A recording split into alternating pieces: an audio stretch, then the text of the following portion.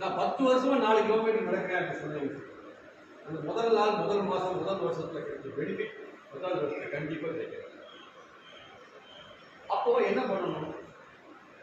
நடைப்பயிற்சியினுடைய difficulty level வந்து நீங்கள் increase பண்ணணும். ஒன்று வேகமாக நடக்கிறதுக்கு ஆரம்பிக்கணும், இல்லை தூரத்தை அதிகப்படுத்தணும், இல்லை ஏதாவது ஒரு வெயிட்டை தூக்கிட்டு போகணும், இல்லை ரிவர்ஸில் நடக்கிறதுக்கு ஆரம்பிக்கணும். இப்படி ஏதாவது ஒரு நுட்பத்தை வந்து மாற்றிக்கிட்டே இருக்கும். அப்படி மாற்றும் பொழுது வந்து 2 வேலை. இன்னொன்று மூளை அப்படிங்கிற விஷயம். ஒரே வழியாக போகிறீங்க, ஒரே வழியாக வந்துட்டு இருக்கிறீங்க அப்படின்னா மந்த நிலைக்கு போயிடுங்க. ஒரே இடத்துக்கு திரும்ப திரும்ப வேறு வேறு வழியாக நீங்கள் போக ஆரம்பிச்சீங்கன்னா நீங்கள் ஒரு அவேர்னஸோடு இருக்கு.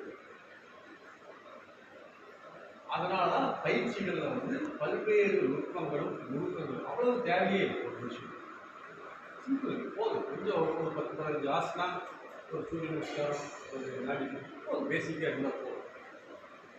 நான் வந்து இன்னைக்கு காலையில் 2.5 மணி நேரம் யோகா. எனக்கு எந்த அவசியம் இல்லை, செய்ய வேண்டிய அவசியம் இல்லை. நான் ஹெல்த்தியாக இருக்கேன். என்னுடைய ஃபுட்டு, என்னுடைய லைஃப் ஸ்டைல் எதுவுமே வந்து நான் பயிற்சி செய்ய வேண்டிய இடத்துல நான் இல்லை. ஆனால் இந்த பயிற்சி எனக்கு வந்து வழங்கப்படும். எரியோம்பல் அப்படின்னு சொல்லிட்டு சொல்லுவோம். இந்த எரியோம்பல் அப்படிங்கிறது என்ன அப்படின்னா, அந்த காலத்தில் வந்து அக்னியை வந்து ரொம்ப வேல்யூபிளான ஒரு பொருள். நினச்ச போது அதை உருவாக்க முடியாது. ஒரு குடும்பத்தில் ஒருத்தருக்கு வந்து வேலையே என்னன்னா இந்த தீயை வந்து காப்பாற்றி வச்சிருக்கணும். தீயை கடன் வாங்கிட்டு போகணும்.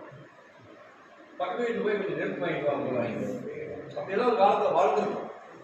அந்த மாதிரி நமக்கு வழங்கப்பட்டதை வந்து நம்ம வந்து காப்பாற்றணும். அக்னி ஓத்திரம்னு கேள்வி